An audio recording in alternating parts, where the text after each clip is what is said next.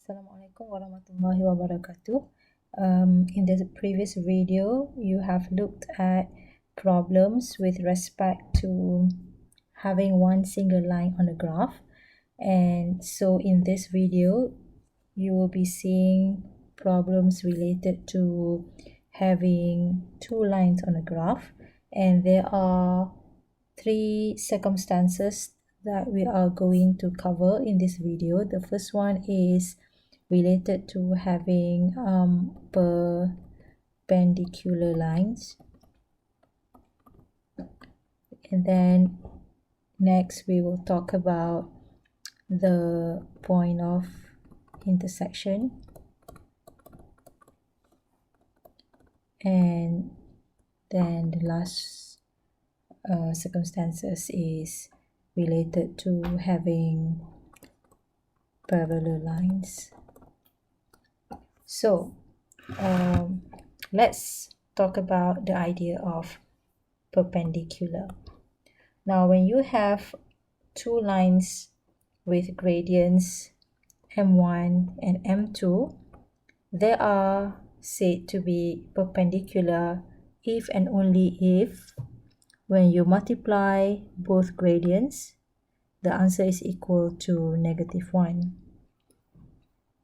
So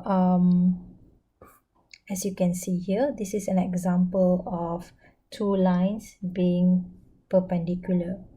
So the red one here, you can see the equation given is y equals to 3x plus 2, and for this blue line over here, the equation is this y is equal to -1 over 3x plus 10 over 3.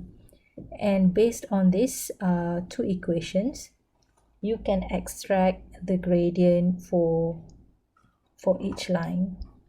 So for the red line, the gradient is 3, and for the blue line, the gradient is -1 over 3. Therefore, if you multiply these two gradients, the answer will be -1. Okay, so 3 times -1 over 3, the answer will be -1, and that shows that these two lines here are perpendicular. Alright, let's move on to the next slide. Now, when two lines cross each other, the problem of interest could be in finding the intersection point. So how can we do that is we can find the point of intersection by solving both equations simultaneously, and I hope that you can see the lines are not necessarily perpendicular. It can be anything as long as there is this two lines crossing each other. So now, how can we find the point of intersection? First, you need to know what is the equation for the first line. So let's say this is the equation for the first line. Y is equal to 2x minus 1. And this is the second equation. Okay, so y is equal to 1 over 2x plus 1. So what you need to do is you need to solve these equations simultaneously. So I'm going to show to you how to do it. So first one is y is equal to 2x minus 1. This could be your first equation.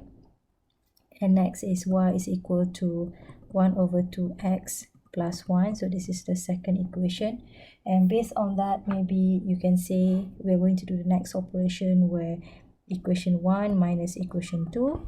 Therefore, y minus y here, the answer is 0. So 2x minus 1 over 2x, that would be 3 over 2x. So -1 minus +1, that would be -2. So next, you can solve for x. And so we have, therefore, 3 to x is equal to 2.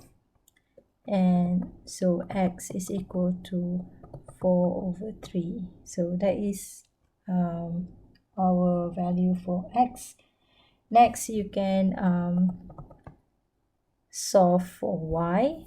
Okay, so now maybe you can consider equation 1. So you can consider this equation, and then you can substitute the value of x equals 4/3. So now y is equal to 2. So we're going to substitute this value. So that will be 4/3 minus 1. And this will become 8/3 minus 1.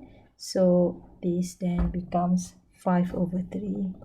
So x and y is the points on the graph here where there is the intersection between these two lines.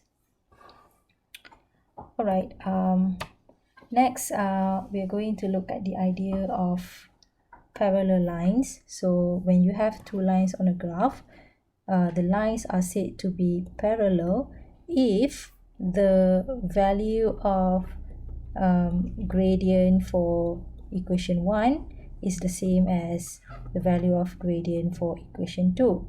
So in this example here, you can see there are these two lines here that go side by side, and based on this equation here, you can actually derive the value of its gradient.